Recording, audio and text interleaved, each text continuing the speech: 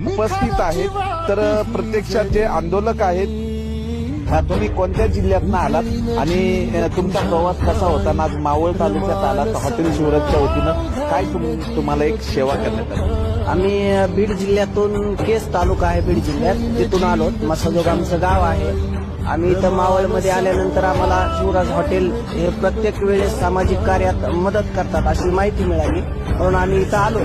तर शिवराज हॉटेलचे जे मालक आहेत वायकर बंधू, त्यांना आमची उत्तम प्रकारे नाश्ता जेवणाची सोय केली आणि त्यांचे आम्ही सगळे आभारी आहोत. तर तुमचा प्रवास कसा आहे? कारण आंतरवली सराटी तालुका अंबड जिल्हा जालना इथून तुम्ही मनोज जरंगे पाटील यांच्या सोबत निघालात, तर कसा अनुभव आहे की समाजाचा जो वाढता प्रतिसाद आहे की 17 किलोमीटरच्या रांगा आहेत आणि तुमची व्यवस्था कशी वगैरे?